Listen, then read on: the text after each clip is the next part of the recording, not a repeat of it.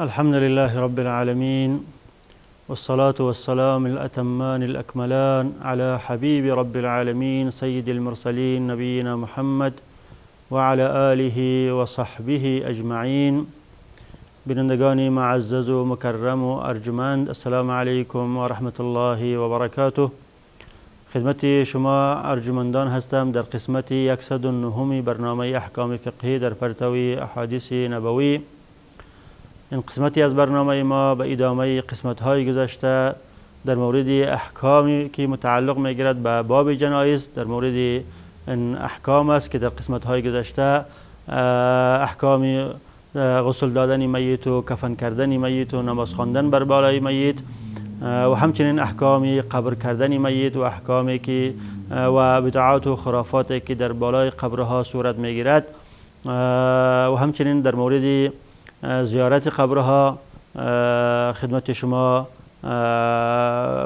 بودم و این احکام و مسائل را در روشنایی احادیث گهربار رسول اکرم صلی الله علیه و آله بیان کرده بودم و در قسمت گذشته در مورد زیارت قبر گفتم که به اتفاق علما بنا به احادیث صحیحه رسول اکرم صلی الله علیه و آله زیارت قبرها برای مردها مندوب و مستحب است، اما برای خانمها مورد اختلاف است. بین علما و جمهور علما جواز میدهند و ادعیه‌ای که در مورد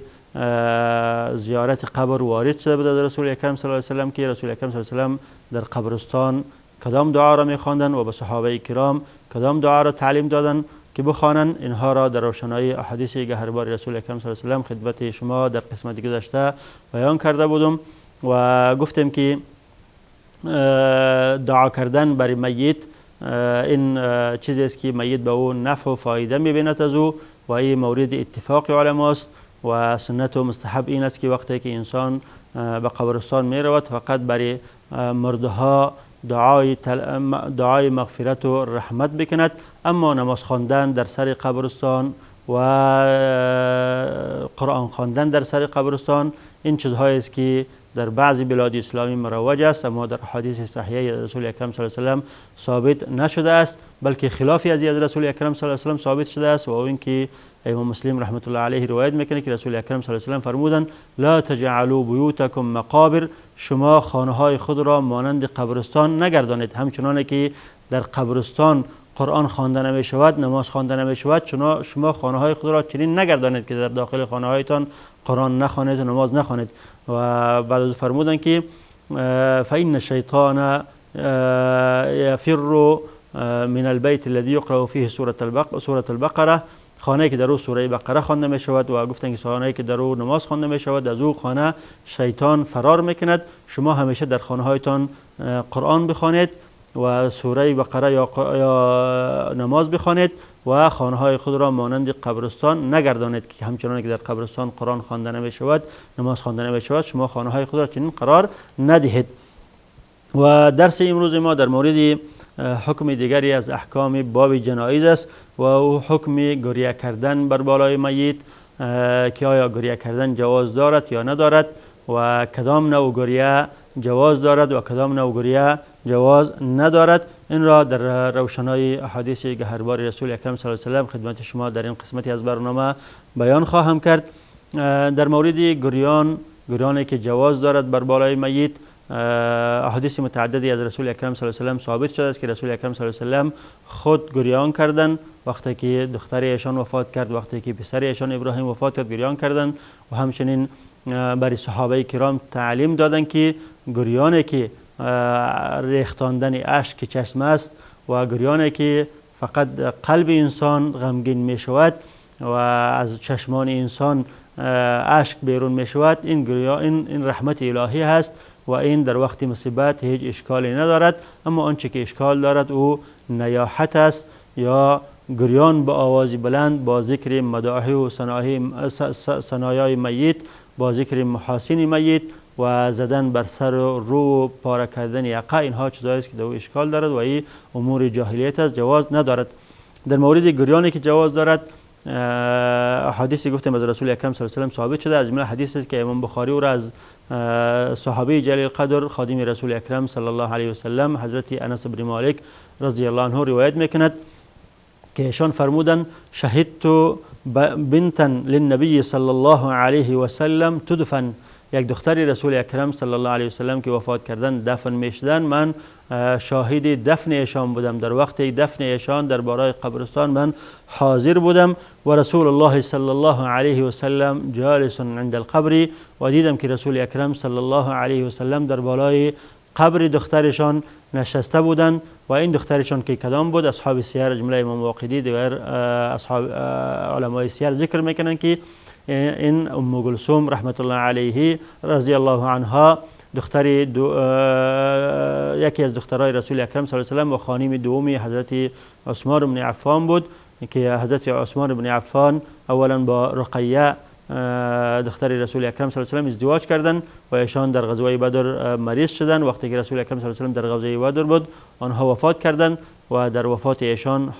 حضور نداشتند و بعد از او دختر دیگرشان را ام کلثوم را به عقد نکاح حضرت عثمان رضی الله عنه در آوردند و این هم بعد از چند سالی وفات کردند. و حضرت انس بن مالک میگه که من شاهدی دفن این دختر رسول اکرم صلی الله علیه و سلم بودم و رسول اکرم صلی الله علیه و سلم را دیدم که در بالای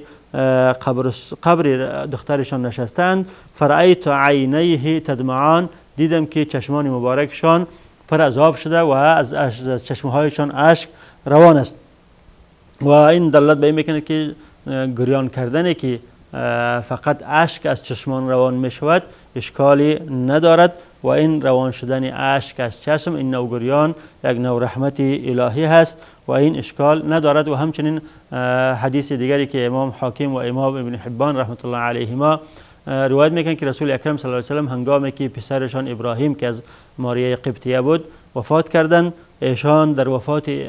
پسرشان گریان کردند و گفتند که ان القلب لیحزن و ان العین لتدمع ولا نقول الا ما یرضی الرب.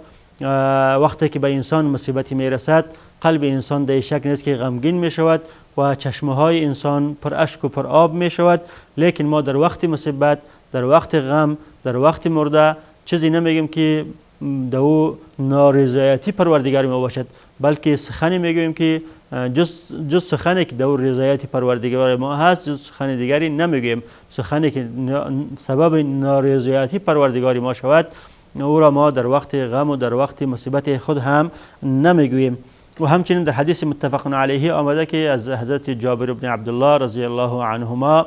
که حضرت جابر بن عبدالله که پدرشان در غزوه بدر شهید شده بود، ایشان فرمودند اصیب ابی یوم احد، در غزوه احد شهید شده بود. ایشان فرمودند که پدرم در غزوه احد شهید شد. فجعلت ابکی، من گریان کردم، من شروع کردم به گریان کردن که وقتی که از شهادت پدر خود خبر شدم شروع به گریان کردن گریان میکردم. فجعلوا ینهونی و رسول الله صلی الله علیه و سلم لا ینهانی، صحابه من را منع کردن، گفتن گریان نکن، اما رسول اکرم صلی الله علیه و سلم من را منع نکرد، من را از گریه کردن منع نکرد، چیزی برای من نگفت. فجعلت عمتی فاطمه تبکی، و همچنین عمه من که خواهر برادر میشد، خواهر پدرم میشد، او هم در سوگی یا در غم برادر خود گریان کرد. فقال النبي صلى الله عليه وسلم تبكين أو لا تبكين ما زالت الملائكة تظله بأجنحتها حتى رفعتموه. برای دلداری این خانم، برای تسلیت این خانم رسول اکرم صلی الله علیه و سلم فرمودند که تا اگر گریان میکنی یا نمیکنی ملائکه ها جسد این برادر تو عبدالله را با پرها و بالهای خود زیر سایه گرفته بودند تا که شما این جسد را از زمین بالا کردید. مادامی که این جسد در زمین بود من دیدم که ملائکه ها با پر و بال خود این را سایه انداخته بودن بر بالای جسد برادرت و تا که را شما بالا کردن در قبرستان نهادید. و همچنین حدیث دیگری هم هست دلالت به این میکند که گریانی که فقط قلب را غمگین میکند و از چشمه ها اشک جاری می شود هیچ اشکالی ندارد و این رحمتی از رحمتهای الله متعال است. همچنان که در حدیث متفق علیه آمده، حدیث طولانی است، در قسمتی از حدیث رسول اکرم صلی الله علیه و سلم می فرماید که هذه رحمت جعلها الله فی قلوب عباده، این گریانی که اشک را از چشم پایان می آرد این یک رحمتی است که الله متعال در دل بنده های خود و را جا داده است. انما یرحم الله من عباده الرحماء، الله متعال در بندگان خود کسانی را رحم میکند، کسانی را مورد رحمت خود قرار میدهد که آنها رحیم هستند، رحم دل هستند و در دلشان رحم است و در نتیجه که رحمی که در دل آنها هست، وقتی که مصیبتی به آنها میرسد دلشان غمگین می شود و از چشمهایشان اشک پایان می شود. پس این نوع گریان کردن در وقت مصیبت، در وقت مرده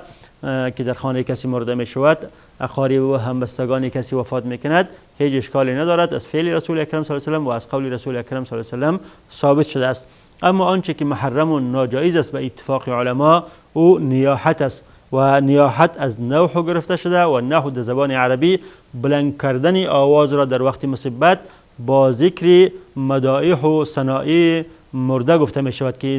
که کسایی که اهل مرده هستند گریان کرده با آواز بلند گریان کنند و در وقت گریان کردن خود داد و ویلا بزنند و شمائل یا صفتها و ویژگی‌های مرده را بیان کنند که تو چنین کس بودی و تو چنین کس بودی و تو از بین ما رفتی و اولادهای ما بی پدر شد و ما بی سرپرست ماندیم و ما نانده نداریم و همچنان زدن با سر و صورت و پاره کردن یقه، این همه در باب نیاحت داخل می شود و رسول اکرم صلی الله علیه و در احادیث متعددی از این کار منع کردند و این کار را یکی از کارهای جاهلیت خواندند و گفتند که این کار در امت اسلامی جواز ندارد. و حدیثی که دلالت به حرام بودن این کار میکند حدیثی است که حدیث متفق علیه است از صحابیه جلیل قدر ام عطیه رضی الله عنها روایت شده است که ایشان فرمودند اخذ علینا رسول الله صلی الله علیه و سلم الا ننوح، رسول اکرم صلی الله علیه و سلم در هنگامی که با ما خانم ها بیعت میکرد از ما بیعت گرفت که ما در وقت مصیبت و در وقت غم باید نیاحت نکنیم و چون بیشتر این کار را خانم ها میکنند، این کار بیشتر از خانم ها صورت میگیرد. رسول اکرم صلی الله علیه و سلم در هنگامی که با خانم ها بیعت میکردند از خانم ها بیعت گرفتند که وقتی که به آنها مصیبت و غمی میرسد در وقت مصیبت غم نیاحت نکنند، در سر و صورت خود نزنند، یقه خود را پاره نکنند و با آوازی بلند گریان نکنند و در وقت گریان کردن خوبی های مرده را یا چیزهایی که مرده آن را کرده و انجام داده آن را با آواز بلند ذکر کرده و بیان کرده گریان نکنند. و همچنین آنچه که دلالت به حرام بودن یا ناجایز بودن گریان نیاحت میکند حدیث دیگری است متفق علیه از عبدالله بن مسعود رضی الله عنه که رسول اکرم صلی الله علیه و سلم فرمودند لیس منا من ضرب الخدود و شق الجیوب و دعا بدعوة الجاهلیه، کسانی که در وقت مصیبت در وقت غم به سر صورت خود میزند و یقه خود را پاره میکند و دعاهای جاهلیت میکند و به دعای جاهلیت دعوت میکند، این از جمله ما امت اسلام نیست، این کارهای جاهلیت است، این فعل جاهلیت را مرتکب میشود و فعل ما مسلمان ها چنین نیست. و همچنین در حدیث دیگری متفق علیه آمده از حضرت ابو موسی اشعری رضی الله عنه که رسول اکرم صلی الله علیه و سلم فرمودند انا بریء ممن حلق و سلق و خرق، من بیزار هستم از کسی که در وقت مصیبت در وقت غم سر خود را کل میکند و یا بر سر صورت خود میزند یا بر آواز خود را بلند میکند و یا هم یقه خود را پاره میکند. ممن حلق کسی که در وقت غم و مصیبت سر خود را میتراشد. تراشیدن سر در وقتهای عادی اشکالی ندارد، اما تراشیدن سر برای غم و برای مصیبت این کار ناجایز است. و سلق کسی که آواز خود را در وقت گریان کردن در وقت مصیبت بلند میکند، با آوازی بلند چیغ و فیغان میزند. و خرق و کسی که در وقت مصیبت یقه خود را پاره میکند، کالای خود را پاره میکند از غم مصیبت، این کار میگه کسی که این کار را میکند انا بریء، رسول اکرم صلی الله علیه و آله میفرماید که ما از او شخص بیزار هستم و از جمله ما نیست. و همچنین امام احمد و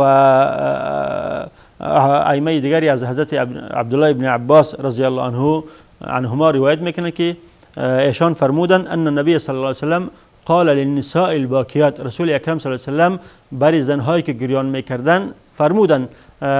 دیدن که یک مجموعه از زنها سوگداری دارن، مرده خانه از اونها شده گریان میکنن، رسول اکرم صلی الله علیه و سلم برای ایشان هدایت فرمودن و گفتن که ایاکن و نعیق الشیطان، شما از آواز و فریاد شیطان خودداری کنید. از آواز و فریاد شیطانی با آواز چیغ و فیغان و واویلا از این کار خودداری کنید. فإنه مهما كان من العين ومن القلب فمن الله ومن الرحمه. آنچه که از قلب و از چشم حاصل می شود او از طرف الله و این رحمت الهی است. اگر قلبتون در وقت مصیبت غمگین می شود، اگر در وقت مصیبت از چشمهایتون اشک بیرون می شود، این کار از طرف الله است و این کار رحمت الهی است، اشکالی ندارد. و ما کان من الید واللسان فمن الشیطان. و آنچه که از زبان و از دست شما در وقت مصیبت حاصل می شود این کار شیطان است که شما توسط دستهای خود یقه خود را پاره میکنید، به سر و صورت خود میزنید و توسط زبان خود چیغ و فغان و ویلا میزنید. این کار شیطانی هست و این کار ناجایز است و جواز ندارد. و همچنین امام مسلم و امام احمد رحمت الله علیه از حضرت ابو موسی اشعری رضی الله عنه روایت میکند که رسول اکرم صلی الله علیه و سلم فرمودند: اربع فی الامه من امر الجاهلیه لا یترکوهن. چهار چیزی از کارهای جاهلیت در این امت هم مانده که بعضی از این امت آن را ترک نمیکنند، که در زمان جاهلیت مروج بود این 4 چیز و تا به حال هم در بین بعضی از امت اسلام وجود دارد و آنها این کار را ترک نمیکنند و باید این را ترک کنند. و اون 4 کار چی است؟ اول این است که الفرخ بالاحساب، فخر کردن به حسب و نسب و این کار جاهلیت بود، بعضی از مسلمان ها این کار را مرتکب میشوند. و الطعن فی الانساب و طعن زدن در نسب شخصی، این کار هم از کارهای جاهلیت بود که بعضی از مسلمان ها مرتکب از این میشوند. و الاستسقاء بالنجوم و طلب باران از ستاره ها، که در زمان جاهلیت مردم از ستاره ها طلب باران میکردند و بعضی از مسلمان ها هم این کار را مرتکب میشوند. این کار جاهلیت است. و نیاحت و کار چهارم که در زمان جاهلیت مروج بود و بعضی مسلمان ها را مرتکب میشود، نیاحت در وقت مرده، در وقت غم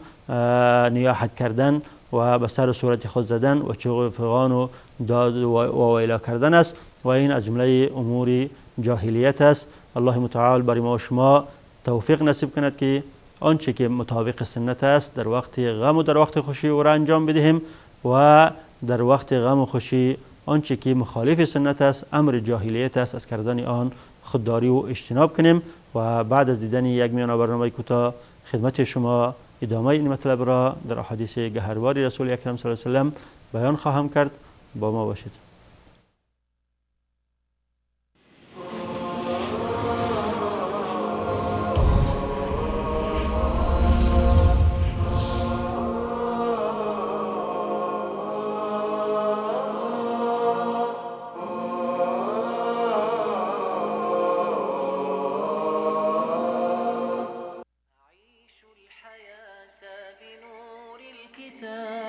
وهدي الرسول إمام الورى وأقف طريقا به الصالحون. رسول الله صلی الله علیه و سلم فرمودند: هر شخصی که از ترس خدا بگرید داخل آتش نخواهد شد مگر زمانی که شیر دوشیده شده از پستان حیوان به آن بازگردد. أعيش الحياة بنور الكتاب وهدي الرسول إمام الورى وأقف طريقا به الصالحون وضوء للرشاد. بسم الله الرحمن الرحیم. با سلام مجدد خدمت شما عزیزان هستم. قبل از میان برنامه خدمت شما ارجمندان عرض کردم که در مورد نیاحت یا گریان، آنچه که اشک از چشمان انسان بیرون می شود در وقت غم و اندوه و قلب اندوهگین می شود، این کار است که رسول اکرم صلی الله علیه و سلم از ایشان این کار شده و رسول اکرم صلی الله علیه و سلم این را رحمت الهی خواندن و اشکالی ندارد. و اما آنچه که محرم و ناجایز است و نیاحت است، در وقت غم و در وقت اندوه به سر و صورت زدن و چیغ و فغان و ویلا کشیدن، این کار ناجایز است و این محرم است. کسی که این کار را مرتکب می شود مرتکب گناه شده است. و علاوه بر اینکه این کار فاعل این کار، کننده این کار مرتکب گناه می شود، مرده هم از این کار متضرر می شود و مرده هم در قبر عذاب می شود بنا به کاری که زنده ها او را از نیاحت و از اعمال جاهلیت انجام می دهند. و در حدیث متفق علیه است که از حضرت عبدالله بن عمر رضی الله عنهما که رسول اکرم صلی الله علیه و سلم فرمودند المیت یعذب فی قبره بما نیح علیه، مرده در قبر خود به سبب آنچه که در زنده ها نیاحت انجام میدهند، نیاحت جاهلیت انجام میدهند، سوگواری جاهلیت انجام میدهند، به خاطر از او مرده هم در قبرش عذاب داده می شود. و همچنین حدیث دیگری هم متفق علیه است از حضرت مغیره بن شعبه رضی الله عنه که ایشان فرمودند سمعت رسول الله صلی الله علیه و سلم یقول، من از رسول اکرم صلی الله علیه و سلم شنیدم که فرمودند انه من نیح علیه یعذب بما نیح علیه، کسی که به خاطر از او نیاحت انجام داده می شود، به سبب نیاحتی انجام دادن نیاحت او در قبرش عذاب داده می شود. و همچنین حدیث دیگری متفق علیه از امیر المؤمنین عمر بن الخطاب رضی الله عنه روایت شده است که ایشان فرمودند النبی صلی الله علیه و سلم قال، که رسول اکرم صلی الله علیه و سلم چنین فرمودند ان المیت یعذب ببعض بکای اهله علیه، مرده به سبب بعضی از گریان اهلش که بر بالای از او میکنند که او گریان نیاحت است، گریان جاهلیت است و گریانی که به سر صورت زدن است، به سبب از او در قبر عذاب داده می شود. این حدیث دلالت به این میکند که مرده به سبب کار زنده ها عذاب داده می شود. لذا بعضی علما گفتند که این حدیث معارض است با این فرموده الله متعال که ولا تزر وازرة وزر اخرى، هیچ کسی گناه دیگری را بر بالای خود متحمل نمی شود. و چون گناهی که در اینجا مرتکب شده زنده ها او گناه را مرتکب شدن، پس چرا به سبب گناهی که زنده ها را مرتکب شدن مرده در قبر عذاب شود؟ گفتن که این احادیث معارض با این آیه قرآن کریم است. لذا بعضی از علما و بعضی از صحابه از جمله ام المؤمنین عایشه صدیقه رضی الله عنها از این احادیث انکار میکردند و بر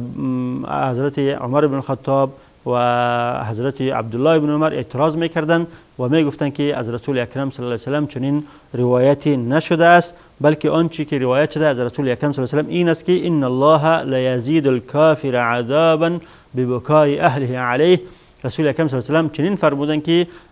وقتی که شخص کافر در قبر گذاشته می شود و طبعا در قبر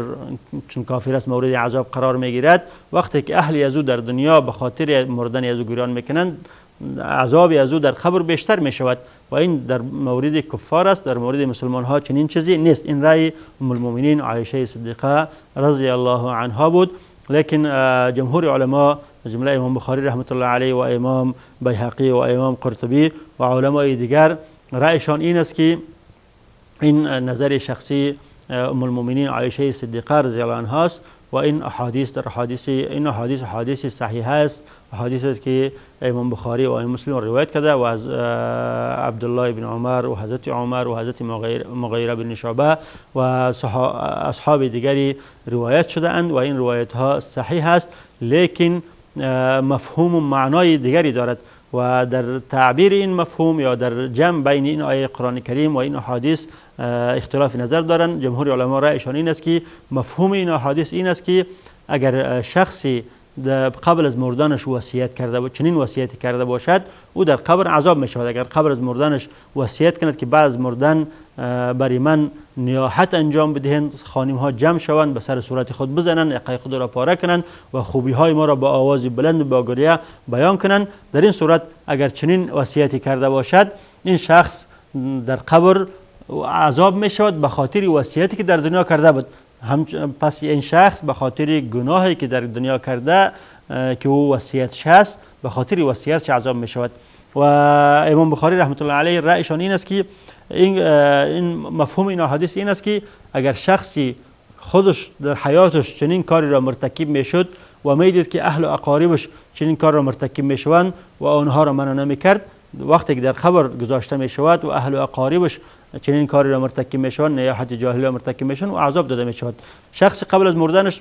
خودش این کار را مرتکب می شد، وقتی کسی از می مرد این شخص خودش نیاحت می کرد و یقه خود را پاره می کرد و چوب و فغان داد و اویلا می زد و می دید که اهلش هم این کار را می کنند و اونها را منع نمی کند و وقتی که این شخص خودش می مرد در قبر نهاده می شود و اهل و همبستگانش چنین کار را انجام می دهند، این شخص در قبر عذاب می شود به خاطری که اهل و عیالش منع نکرده بود و خودش چنین کار را مرتکب می شد. و همچنان که قبلا گفتیم ام المؤمنین حضرت عایشه رأیشان این است که این خاص به کفار است و چنین کار و مسلمان ها به خاطر عمل غیرشان در قبر عذاب نمی شوند. و عده از علما هم رأیشان این است که مراد از عذاب در اینجا توبیخ ملائکه است که وقتی که در دنیا انبستگانی از او برای از او نیاحت انجام میدهند و میگویند که ای نانده ما از بین رفت، یا آبده ما از بین رفت، یا سرپرست ما از بین رفت، یا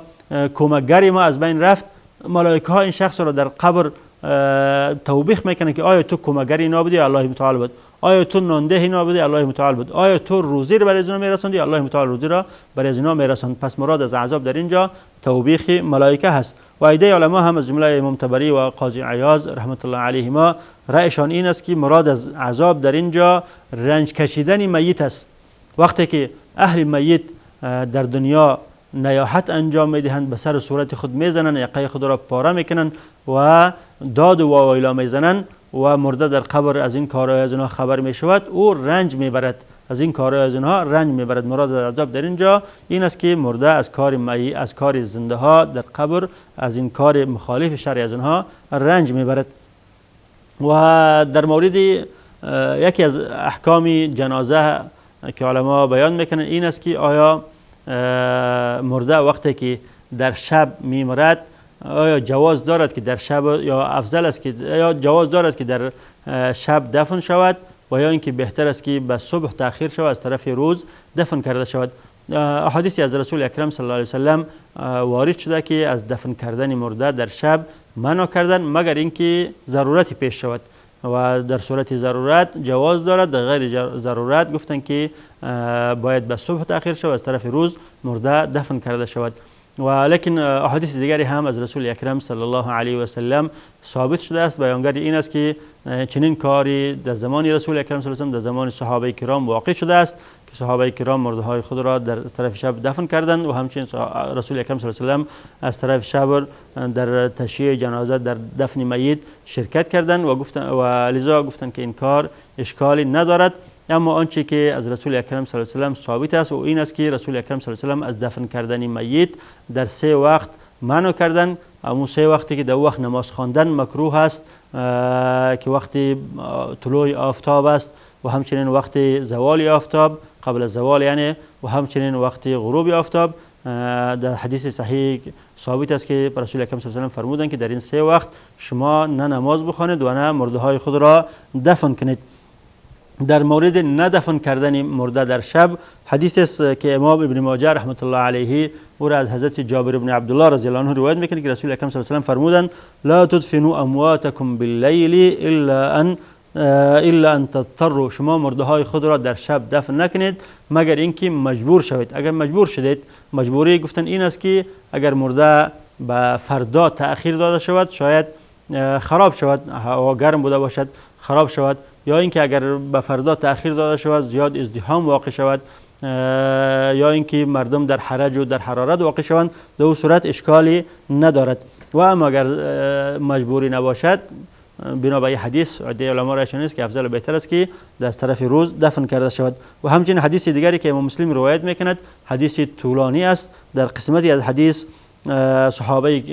که حدیث روایت میکنه میفرماید که و زجر ان یقبر الرجل باللیل حتی یصلی علیه الا ان یضطر الانسان الى ذلك. و رسول اکرم صلی الله علیه و آله منع کردن از اینکه شخصی در طرف شب دفن کرده شود بدون اینکه بر بالای از اون نماز خوانده شود، یا اینکه افراد کمی بر بالای از اون نماز خوانده شوند. چون وقتی که انسان در شب وفات میکند، شب وقت خواب و شب وقت آرامی هست، اکثر مردم شاید از وفات از او خبر نشوند، شاید مردمان کمی در جنازه از او شرکت کرده بتوانند. لذا گفتن که رسول اکرم صلی الله علیه و آله از این منع کردن که کسی در شب وفات میکند و پیش از اینکه بر بالای از او نماز خوانده شود باید دفن کرده نشود الا ان یضطر الانسان، مگر اینکه انسان اگر مجبور شود که اگر او را خوفی از این باشد که تا صبح تأخیر کند، از شدت گرمی تغییر در جسد و در مرده بیاید، در اون صورت جواز دارد. و در این حدیث علت ندفن کردن را رسول اکرم صلی الله علیه و آله چنین بیان کردند که در شب چون همه خواب هستند و شاید مردمان کمی خبر شوند از جنازه و نماز خواندن صورت نگیرد یا نماز خوانده شود، مردمان کمی اشتراک کنند. لذا بهتر و افضل است که برای فردا گذاشته شود و در روز که تا بتانند مردمان بیشتری خبر شوند و مردمان بیشتری در جنازه شرکت کنند. و حدیث دیگری گفتیم هست دلالت به این میکنه که صحابه کرام این کار را کردن، رسول اکرم صلی الله علیه و کردن که در طرف شب دفن کردن. از جمله حدیثی که ثابت است که حضرت امام علی رضی الله عنه وقتی که حضرت فاطمه زهرا رضی الله عنها وفات میکنند، ایشان را در از طرف شب قبر میکنند. و همچنین امام ترمذی رحمت الله علیه از ابن عباس رضی الله عنه روایت میکنه که النبی صلی الله علیه و دخل قبرا لیلا فاسرد سراجا، رسول اکرم صلی الله علیه و از طرف شب داخل قبر شدند و چراغ را در دادن تا که در روشنایی چراغ بتوانند که مرده را دفن کنند. لذا بنا به این حدیث عده علما گفتن که اشکالی نداره که از طرف شب هم دفن شوند، لیکن عده گفتن که افضل و بهتر است که از طرف شب دفن کرده نشود و از طرف روز دفن کرده شود، مگر اینکه ضرورتی پیش شود و مگر اینکه مجبور شوند، در اون صورت جواز دارد. و گفتیم که آنچه ثابت است و این است که در اوقات سیگانه‌ای که در اونجا نماز خواندن، در اوقات نماز خواندن معنا شده است، در اوقات از دفن کردن جنازه هم معنا شده است. حدیثی که امام مسلم رحمت الله علیه از عقبه بن عامر رضی الله عنه روایت میکند آمده که رسول اکرم صلی الله علیه و فرمودند 3 ساعات، که حضرت عقبه بن عامر فرمودند 3 ساعات کان رسول الله صلی الله علیه و ینهانا ان نصلي فيهن او نقبر فيهن موتانا. 3 ساعتی بود که رسول اکرم صلی الله علیه و ما را منع میکردند که در 3 ساعت یا نماز بخوانیم یا مرده های خود را دفن کنیم. از نماز خواندن و از دفن کردن مرده ها در 3 ساعت رسول اکرم صلی الله علیه و ما را منع میکردند. و او 3 ساعت این بود که حین تطلع الشمس بازغة حتی ترتفع، ساعت اول این بود که وقتی که آفتاب طلوع میکند و تا اینکه مقدار یک نیزه بلند شود. وقتی طلوع آفتاب، برآمدن آفتاب از مشرق منع میکردند تا اینکه آفتاب مقدار یک نیزه در آسمان بلند شود. و حین تقوم قائمة الظهیره، وقت دومی است که وقتی که آفتاب در وسط آسمان در بالای سر قرار میگیرد حتی تزول، تا که به طرف مغرب زائل شود. و وقت سوم و حین تضیف الشمس للغروب حتی تغرب، وقتی که آفتاب به غروب شدن رو میآورد، یعنی رو به غروب شدن می شود. وقت غروب آفتاب از این 3 وقت رسول اکرم صلی الله علیه و هم از نماز خواندن و هم از دفن کردن مرده ها ما جماعت صحابه را نهی میکردن و منع میکردن. و دوستان عزیز، در اینجا وقت برنامه ما به پایان میرسد و ادامه این مطلب را در روشنایی احادیث گهربار رسول اکرم صلی الله علیه و در قسمت آینده خدمت شما بیان خواهم کرد. تا به وقت الله حافظ و نگهبانتان. السلام علیکم و رحمت الله و برکاته.